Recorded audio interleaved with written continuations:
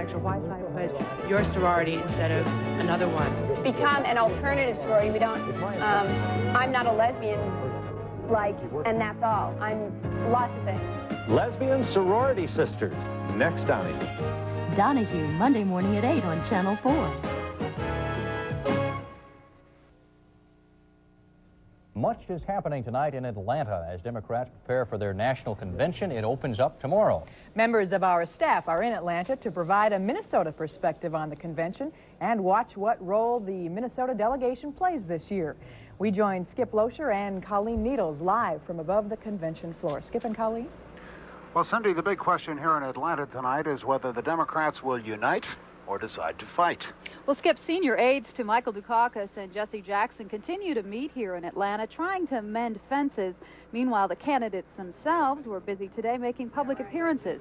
Michael Dukakis attended a party thrown by cable news network owner Ted Turner tonight. The party was held just a few hundred yards from here in the CNN Center. You know, for the past 17 months, I've had Georgia on my mind. Earlier, Dukakis told reporters he had no plans to meet with Jackson, although the two would speak by phone.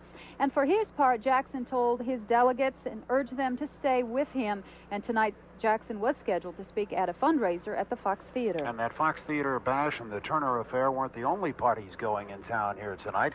Minnesota and Wisconsin delegates got away from the convention area tonight to attend a gala out in the Atlanta suburbs. And Pat Kessler has just returned from there. He's down on the convention floor from roughly the same place the Minnesotans will be sitting at this time tomorrow night. Pat, they have a good time? They had a wonderful time. They will be sitting here tomorrow getting down to work, however, but if they told you that they'd be working real hard down here in Atlanta today, take a look at this piece of tape that we obtained tonight. Minnesota delegates redefined tonight what a political party is. If we didn't know better, we might say this couldn't be those cool Nordic types from the Gopher State. The city of Marietta, Georgia, threw a bash tonight for about 1,500 of its closest new friends, including about 150 delegates and spouses from Minnesota.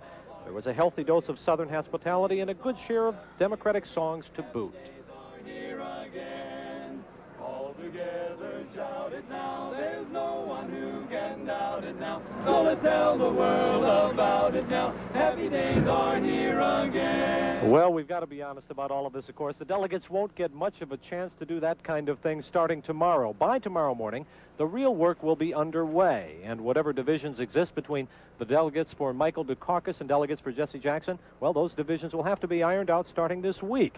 Part of that began today. Reverend Jackson met with the leaders of his 50-state campaign, including about 5 Minnesota delegates. And beginning tomorrow, they'll be meeting with Dukakis delegates. And also by tomorrow, the delegation will begin its day with a visit from Kitty Dukakis. She's, of course, the wife of the expected nominee. So, they had fun tonight, but by tomorrow, the long hours begin, the bad tempers, the bad food, and this is going to be awfully tough starting tomorrow. Colleen? Well, Pat, and you know at all those events there will be an army of cameras, and in this television age it is no surprise that the people who run these conventions cater to the needs of all those cameras.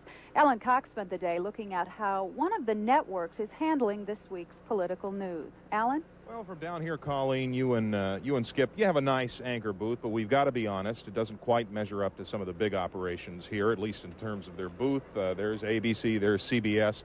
Part of the entertainment for delegates as the week goes on is to look through that glass and look at some of their favorite network stars. And over here, NBC and the fourth network, the anchors in there are not quite as recognizable, but the only one of the big four planning to carry this affair from gavel to gavel. It originates from here, 7 trailers beneath a parking ramp. Staffers call it the land of dead pigeons. But inside the control room, the pace is lively. Yeah, I can hear you when you're on mic. I can't hear you when you're on headset. So it will go every hour on the hour, through the days and evenings until Friday. While the convention is underway, CNN will remain on the air from its anchor booth. But it may not spend that much time on who's speaking from the podium. We've heard the politicians for a year now. Now let's hear what the delegates have to say about this, especially given that you've got a sizable minority in the Jackson delegates that are going to affect the outcome of this election. The fervor with which they go out and campaign will determine whether this ticket's going to have a chance or not.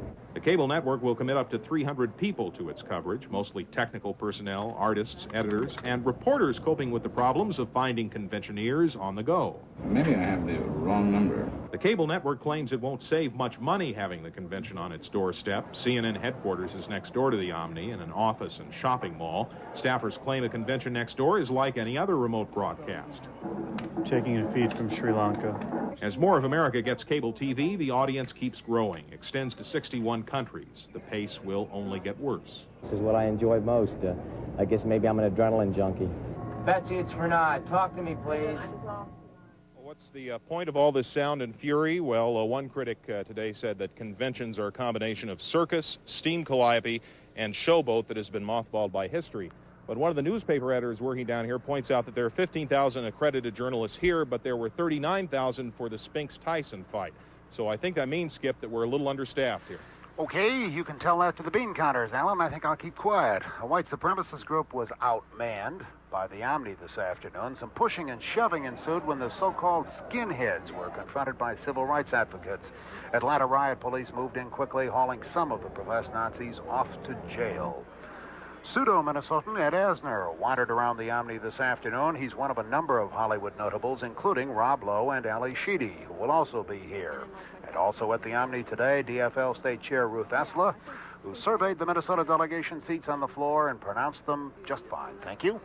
And Skip, tomorrow will be Minnesota's day at this convention. As we mentioned, Kitty Dukakis will speak to the Minnesota delegation tomorrow.